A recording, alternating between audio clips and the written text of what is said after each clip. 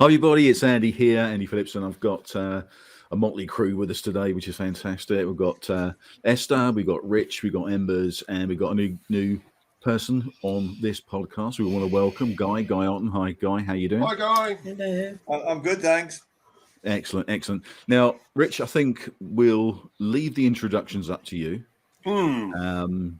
So yeah, we're going to be talking about something which has got up your nose. So it very much did get up my nose. At time of recording, we have just had the Remembrance Day weekend, and like many people in my local area, I attended the public wreath-laying ceremony at our local war memorial. I have had members of my family who I've had one that I lost during World War One.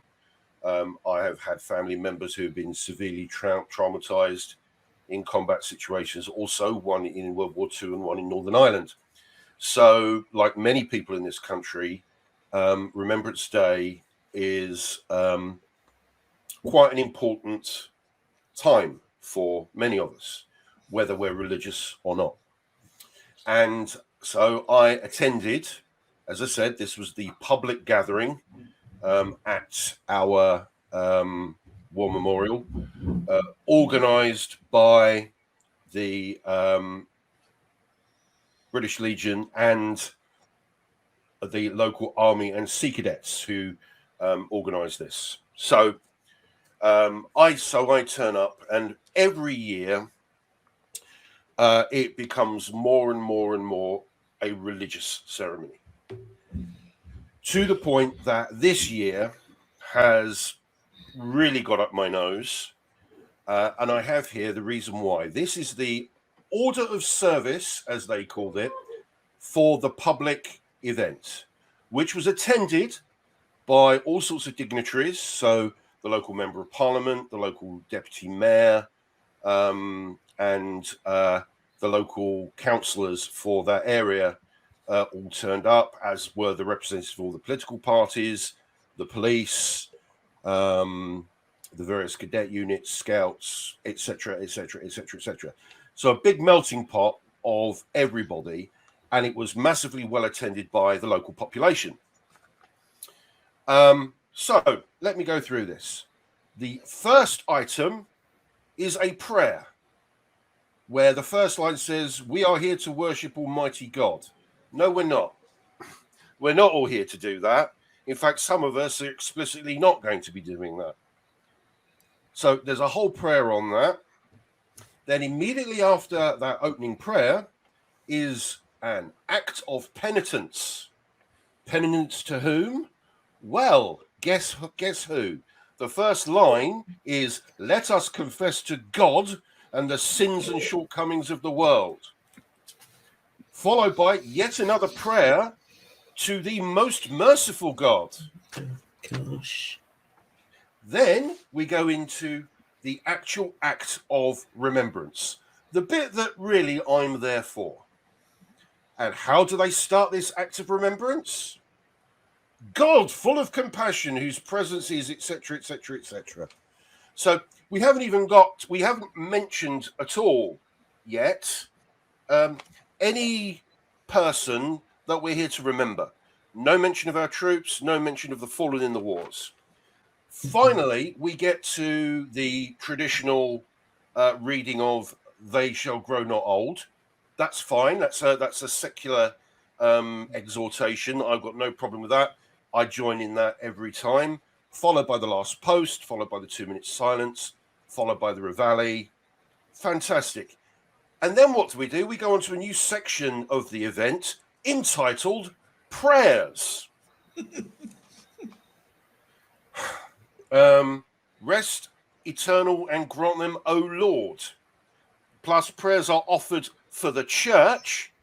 This is not meant to be a church service. This is supposed to be a civil, public wreath-laying ceremony to the crown, the country, local government, and those who are ill or in need. But it's prayers. I'm not there to offer prayers. Then we have the laying of the wreaths. Again, the other bit of why I'm there, to see The dignitaries do their bit and lay the wreaths. What follows? A reading from the Book of Micah from the Deputy Mayor. Then we have the act of commitment. Commitment to who, I ask? To God. Yes, absolutely. First line of this, let us pledge ourselves anew to the service of God. Yeah. I'm sort of losing it at this. I'm really starting to lose it at this point. I can imagine the steam must have been coming out of your ears. I'm not finished yet. I'm still on the. Gosh. Followed by another pledge to serve this God thing, followed by the Lord's Prayer. And whenever the Lord's Prayer happens, I never join in these days. I just stand there looking just unamused. And then they finish the ceremony. What do they finish the ceremony with? A prayer. The peace prayer, apparently. And then it says, you can now join the Remembrance Day service, which will be commencing in a church down the road, including the procession of the standards and the moment of respect at what we have a Canadian war cemetery. So the only actual secular bits was the usual bits of remembrance with the 2-minute silence and the wreath laying. The rest of it was God this, God that, God the other. Now, okay, yes, I'm an atheist. Yes, I'm going to a public remembrance event, but the way that it's automatically assumed that everyone is there as a religious purpose, and that this ceremony should be a religious service. When they've got a religious service organised at the church for later on anyway, public dignitaries are there, and these public dignitaries are not necessarily going to be believers either. Now, obviously, I'm not a public dignitary at the moment, but I do aspire to be one at some point. And if I You're am already a dignitary for us. Oh, thank you. But am I going to be expected to turn up? And so there's a couple of things here. Firstly, the religious nature of this act of remembrance, something that should absolutely be a secular commemoration of those lost in wars who were members of all faiths and none. Yet they've turned it into an explicitly Christian event with barely any mention of those that we are there to remember. Barely any mention at all. And it's all, we're pledging ourselves to God to this, and we're not worthy, God that. And yeah, steam was coming up my ears. So there is. I was saying before the podcast, so I had a look at something which was in the, I think it was the Guardian, I think it was. And there's Norman Bonney, who's the director of National Secular Society, has argued that the Cenotaph was deliberately conceived as a non-religious memorial and should be treated as such. The article sort of goes on, which he basically says that the monument's designer had been, is it Lutyens? Oh, Lutyens. Did not want to have religious significance, as he recognised that many of those killed fighting for the British Empire in the First World War were not Christian, but Jewish, that's Muslim, the point I was going to Hindu, make. Buddhist, Sikh, and non-religious. So it's actually a racist, discriminatory service that fails to take into account the fact that there are Sikhs, black people, black Christians, Muslims, Hindus, and non-religious people who died, and they're not even mentioned according to your service, which is absolutely outrageous. Absolutely outrageous. Now, I mean, many around the country do have sort of interfaith elements.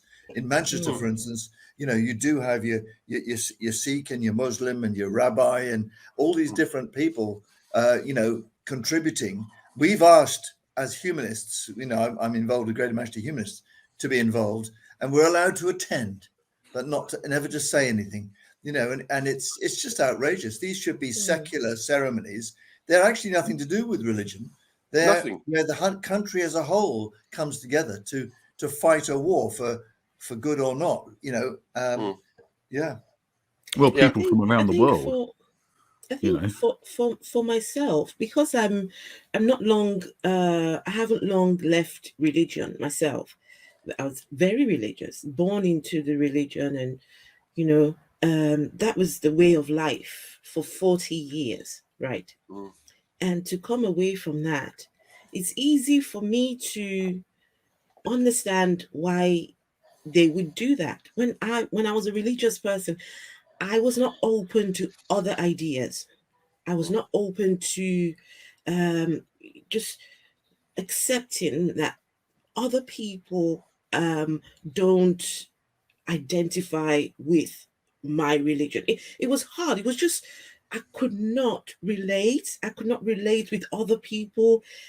For a time, it felt as if everybody knows about Jesus. Everybody knows about God. There can't be any other way. It just, when you're in that bubble, it's Mm. hard to identify with people of other faiths, other religions. Mm. It becomes, and even in most places, it is prohibited, it is frowned upon. You're not allowed to question, you're not allowed Mm. to go away from the norm. It's got to be this way, or Mm. no way at all.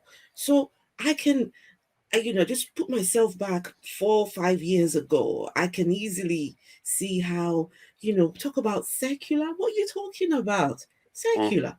Yeah. And It's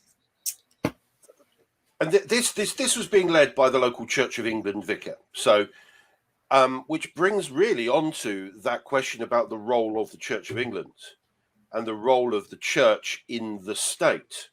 Because I even went to, I think it was the Humanist Student Conference many years ago, and they had I can't remember who it was again, a baroness who was instrumental in fighting for abortion rights in this country, who herself was non-religious, but even she said it's only right and proper that the Church of England leads these national celebrations and commemorations because that's their job. And she completely lost the audience of that conference the moment she said that, because and there was a lot of booing as well. But it does bring to it brings to me. So, what is the role of the Church of England? But should a secular ceremony like that be so dripping with God when they have their church service afterwards? If you want to go to a church service, you go to the church service. You go to the church and go to that service. Rich, And I was going to ask you. Yeah. I hope this is just idiosyncratic to your local area Mm. and organised by the local church who happen to get their oar in and take over this whole thing. I would hate to think this is reflective of all the local ceremonies that went along in the UK. I mean, Guy, you said yours was a little bit more settler up in Manchester, but that's what you just said. I mean, that's getting me steamed up now. It's absolutely outrageous that the church should assume that they're in charge of this. I mean, what would happen if you decided, once you get into your position of power, that you want to take over the ceremonies and arrange the order? What do you think would happen with that? I dread to think. I think I would be told where to go. Yeah. For example, I was at a meeting of my local council, and again, no names, no pat drill to share to spare them blushes. But when the deputy mayor and the mayor processed into the council chamber, the procession was basically the deputy mayor was at the front, the mace bearer was behind him, the chaplain was behind him, followed by the mayor himself at the end, at the back of the procession. So why the most important person goes to the back, I don't know. And then there were the before we even started the meeting, the chaplain effectively got up without any prompting from anybody and gave and read 2 prayers. Well, can I just butt in there, because I actually gave a humanist prayer before Salford's full council meeting yesterday, and it's the 3rd or 4th time I've done this. I've done it in Stockport as well, and the situation in Greater Manchester in some of the councils is that they've got into a sort of diversity mode, so they do invite not just Christians but also imams and rabbis, and I've managed to get my foot in the door as a humanist to do it in a limited number of cases. I've put out feelers to see if I can get more councils interested. I mean, it may not be ideal. It may be we should not have prayers at all, but if they're going to be prayers in a diverse society, then non-religious prayers should be in there. Prayers, I mean, obviously I don't do prayers, and I make it clear why I'm not doing prayers. But I can give them a well-wishing and a boost to their procedures, and I build in a 30-second attunement as well, a bit of silence. Yeah. And the other thing I wanted to mention, because I'm with Esther on this, it took me 40 years to break out of my religion, and I'm 73 now. So, 74, sorry. And so I'm with you. I'm, shake on that one. Yeah. Well, as I say, it was delivered by the mayor's chaplain. And I remember a previous meeting, which actually was an online meeting, a bit like what we're having now. I attended as an observer, again, a public observer. And the previous mayor, it was her chaplain that gave the prayers, and she was a Salvation Army officer. Yeah. Yes, it's down to the mayor or Lord Mayor. And sometimes the Lord Mayor says, right, I'm going to have my chaplain, and that person does the whole year. But other mayors are much more open to, So this talk about separation of church and state. So would you say there's no clear separation of church and state? Church and state are still intertwined. Right. Oh, very in this much country, so. that's still the case.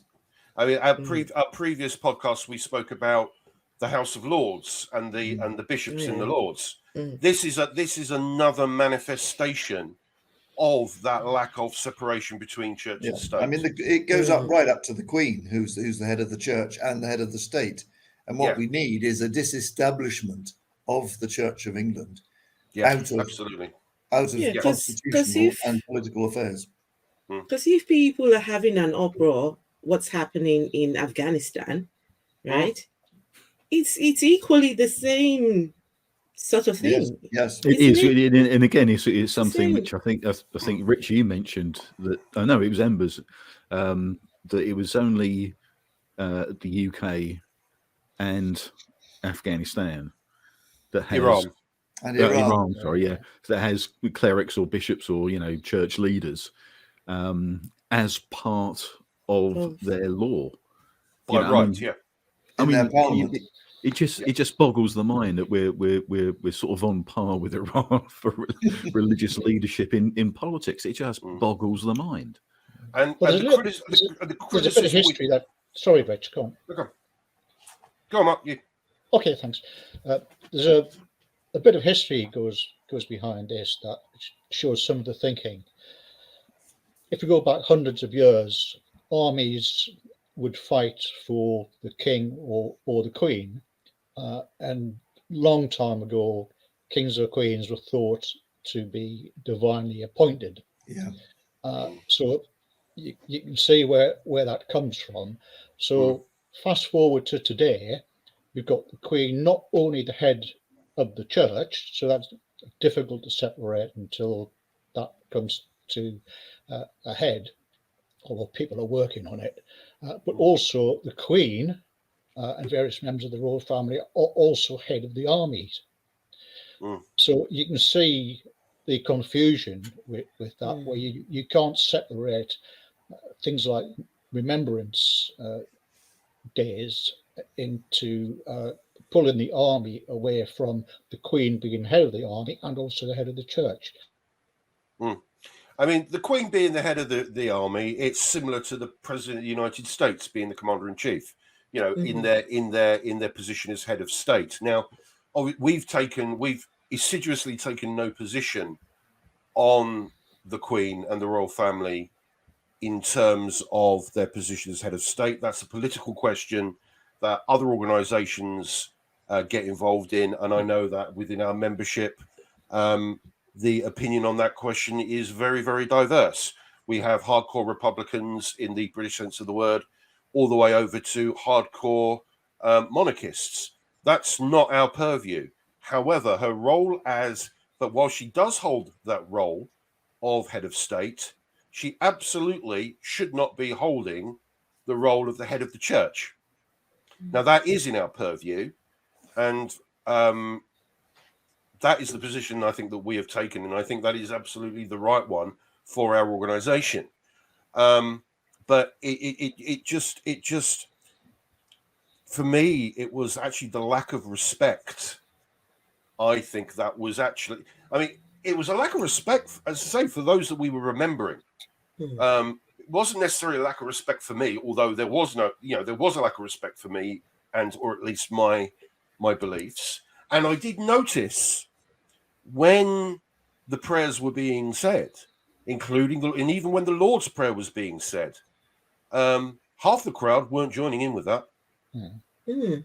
When the point is, it's not inclusive, is it? It's not inclusive, no. And you know, I've been to a few of these, and there's always the odd prayer in there.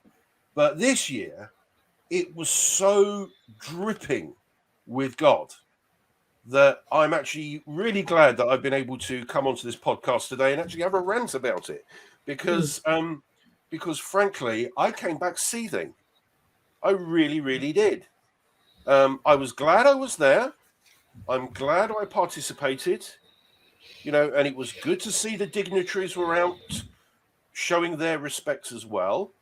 And that's the point, because that is the point of that ceremony. Yeah. The point of that ceremony isn't to have a church service. Well, I was on the Royal British Legion website this morning doing a bit of research, and they have lots of guidance on how to run your own ceremonies for Remembrance Day if you don't want to go to the main or local events. And in the first sentence, it says, "This is a secular occasion." And then it goes on to say, obviously, you can add in whatever else you want to suit yourself. But it first and foremost said, this is a secular event. And in fact, I'm going to do a bit of praising of my own for the Royal British Legion here, actually. I remember many years ago, you know, those little wooden crosses with the poppy in the middle that you could buy, and you could write the name of somebody that you were specifically remembering and put them into a garden of remembrance.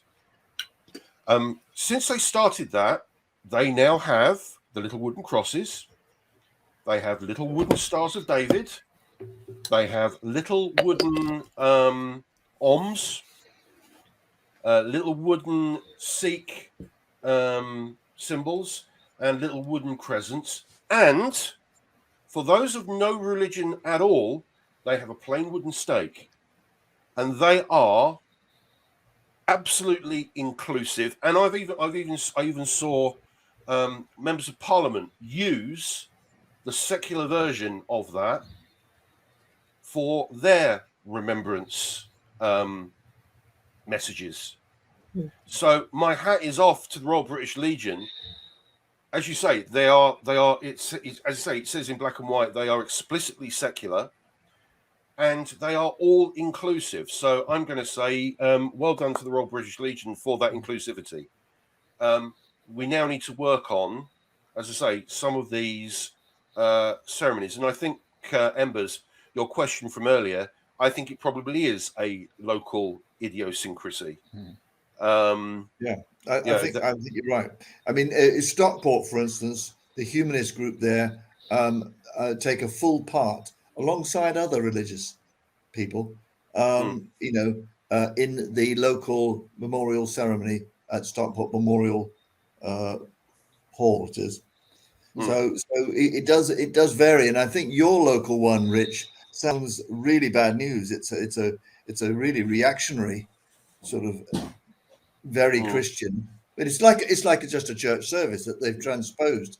It basically was. This is a secular occasion. Yeah, it basically was. The only thing that they didn't have were singing and a collection. Oh right. Well, they have singing in many ones. I mean, I've sung in some of them. They're usually hymns. You know. Oh, they had a band. They had My Help in Ages Past or something. That one. That's a common one. They had a brass band there that was playing Jerusalem, but it wasn't. But it was more background music than it was background and parade music rather than a hymn as a service. But I think one of the things that Esther said is that people are in these little bubbles, and they must just think that that's the way to do it. Maybe it's different for different places and stuff, but it seems like with your one, Rich, you've got. It seems like probably a tradition. That's the way they do it, and that sort of thing. But something else in this article that was quite interesting was that it was pointed out that David Lloyd George Cabinet rejected the Church of England's request for the cenotaph to include a cross and to bear Christian inscriptions.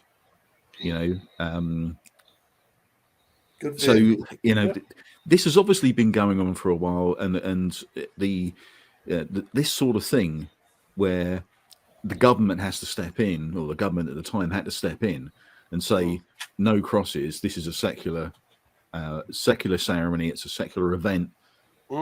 Sort of hasn't sort of gone through. But as I said, that they're living in this little bubble, and maybe it's time that bubble was burst, and we actually get rid of this and actually put it into some sort of legislation that it is not to be a religious event in any way. It's a secular event, not just to be inclusive to all religions and non-religions, but just because the whole point of it is not to do with anything to do with the Christian church or religion in general anyway. Yeah, and in fact, if you actually look at my... Esther wanted to say something. Okay. I was just going to read something from the article. Right, it says that the church cannot claim to speak for everybody in the 21st century Britain. He argues that changes in religious beliefs emphasized in the recent census findings demonstrate that Christianity in general and the Church of England in particular can no longer be fully inclusive of the whole community, particularly when over a quarter of the population have no religion. Yeah. In fact, I think the British Attitude Survey put that even higher, about just over 50%, over half.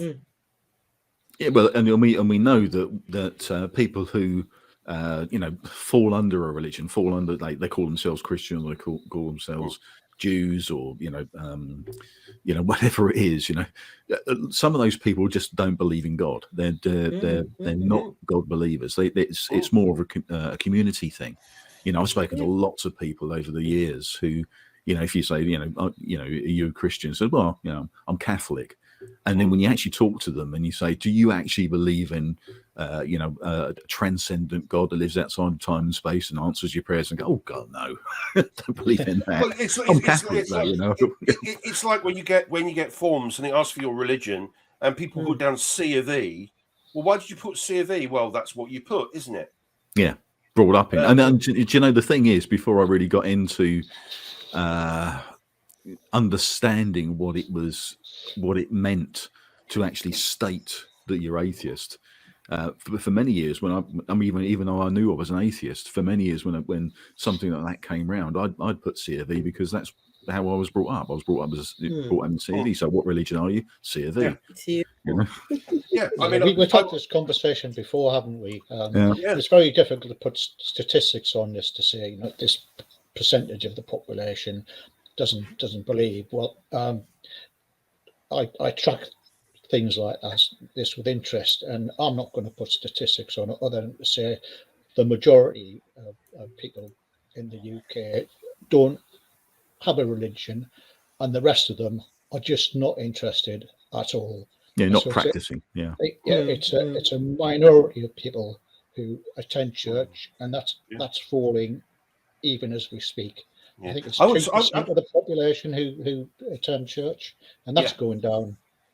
Yeah. by the It second. is. It is. Churches are having to merge and close because there aren't the parishioners and there aren't the priests anymore.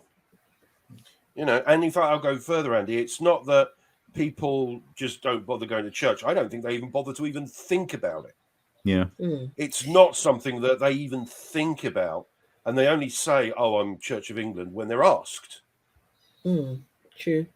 I don't know if any of you saw the what you call it. There was a not a campaign, but there was a push for humanists, atheists, and people who have no religion during the last what you call it, the census, to make sure that you put on there that you have no religion.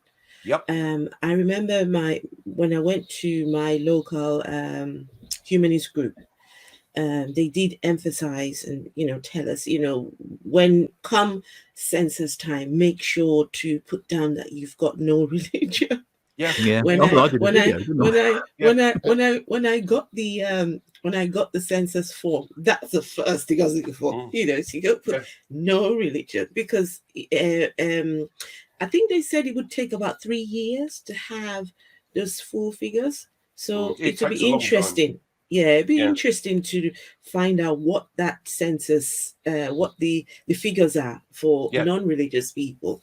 Interesting little fact as well, though, on that subject. When I was doing that video about, if you don't believe it, don't tick it, I believe was the don't campaign. believe it, don't tick it. Oh yeah, that was us. That was us. Yeah, but I think Humanists UK did it as well, didn't they? And, I think we did it 10 years ago. We did it first.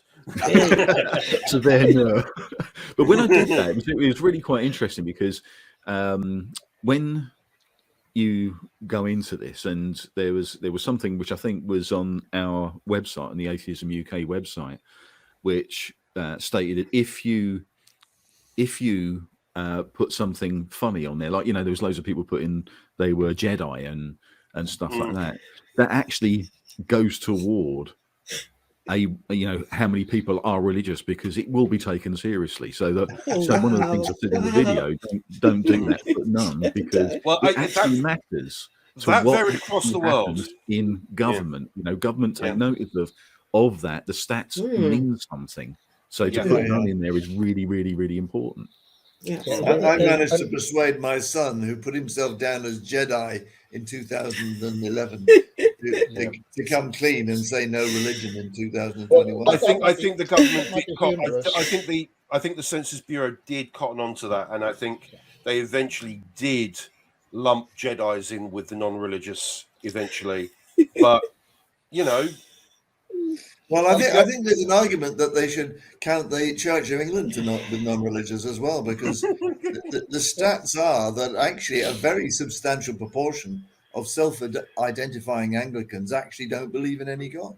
Yeah. But if you put Jedi or Flying Spaghetti Monster on the census, what they're going to do now is to just discard them. So it doesn't get counted anywhere. So this is the point. It doesn't get counted. That's the point. All it does is dilute the number of no religion. Yeah. And that's the important thing. Yes, it's funny to do it. And I probably would, if I didn't know any better, I'd probably put something stupid on there. But it does. It doesn't amount the people who are non-religious. It doesn't increase that figure of the people who are non-religious. They will just discard it, and so it's important, if you're not religious, to put which is why you get such discrepancies in those statistics. And I'm sure Embers can wax lyrical on this as well. The fact that the census probably says, a quarter of the population are non-religious. Yet the British Attitude Survey, which I think is actually a much better measure, actually says it's actually half.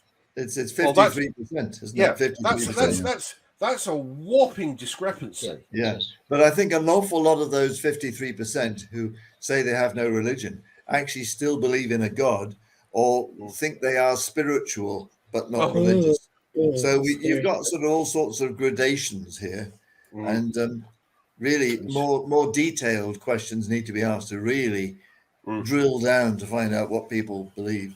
And that's That I is- think. Sorry, Rich. Sorry, Buzz. No, you go. No, I was just going to say that is the problem. You have to ask the right questions in the first place. So if you just give people a choice of tick boxes, you're not going to get an accurate reflection. No. Sorry, Rich. That's right. So to bring it, so I'm going to ask my usual question, and we'll bring it back to the original topic of remembrance ceremonies and the role of the Church of England in civic life. What should we be doing? What is the answer to this particular question? Well, number one is to talk about this, obviously, in these sort of things, and also on the website, but sort of to back the National Secular Society. You know, people like that, the people who are actually sort of putting this stuff out there. You know, we can put our weight behind it, but you know, we've got to sort of back other organisations like the National Secular Society when they've come out and they're in things like the Guardian. You know, this is more front and centre, and you know, I think that's the obvious thing to do. Is that we can't do things on our own. So yeah, backing the NSS, I think, is one thing, and then there's also other organisations that are saying very, very similar things, and you know, again, backing those, putting that out onto our social media, and getting people to realise that this is a serious subject. This is something which we do need to tackle, not just because of atheism, but because there is a specifically diverse community of people who died for this country, and they weren't Christians. They weren't all Christians. Some were Jews, some were Muslims, some were Hindus, some were Buddhists, some were Sikh, and some were atheists. Yes, and in fact, if we're going to have these ceremonies, they should be inclusive, Yeah. and they should not be exclusive. If people want to have their own religious ceremonies, then they need to go and do that in their own That's fine. churches. And the same goes in councils and in Parliament. You know, if the Christians want to have some prayers, let them have a little room and do it. But actually in Parliament itself, whatever is said, it should be said in inclusive terms without offending people or you know, assuming they believe in something they don't. And in fact, on Parliament, or two things. First of all, on Parliament, they do open the parliamentary day with prayers. That's right. And any member of Parliament that wishes to reserve a seat on one of the benches within the chamber, they have to attend the prayers, to write the little card and pop it in the seat, to reserve their seat. Wow. So, Wow. and I Crazy. remember an interview with Dennis Skinner, the famous Beast of Bolsover, former Labour MP, who attended prayers every single morning so that he would have his particular seat. And he said, "But I don't believe.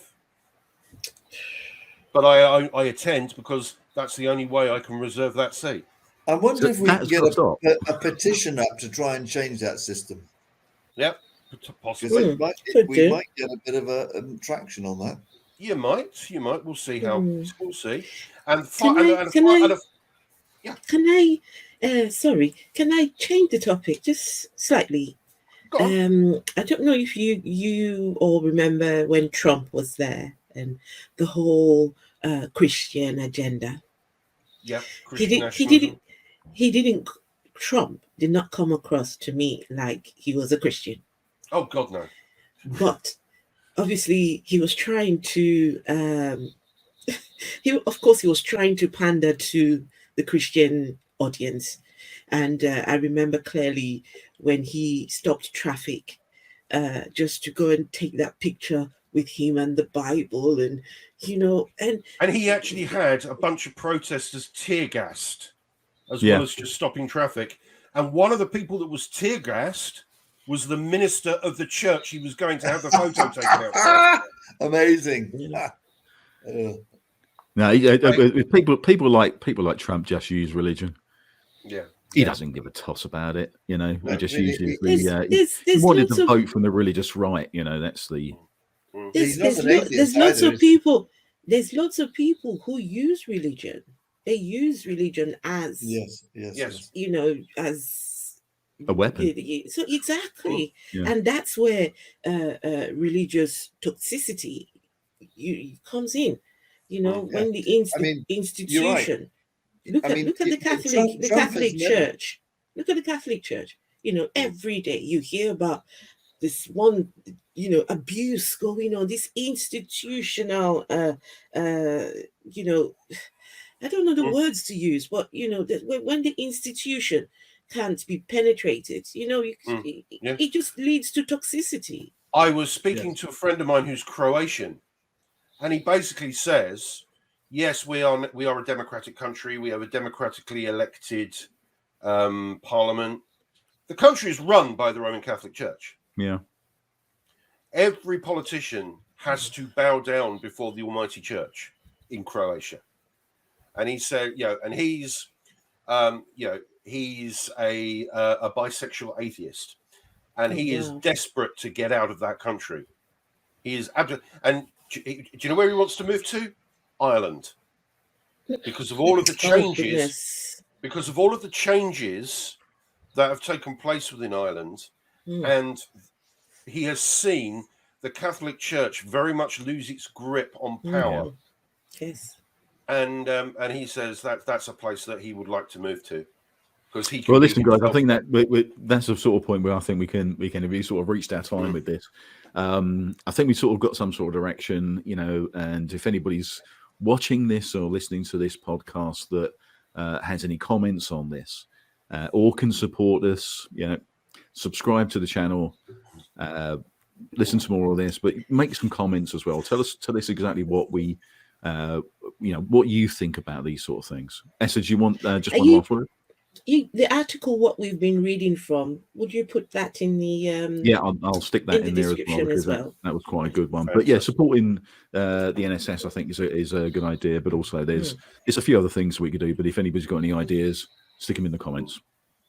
Brilliant. Okay, so that's it for this podcast. We'll see you next time. See you later. See you soon. Bye.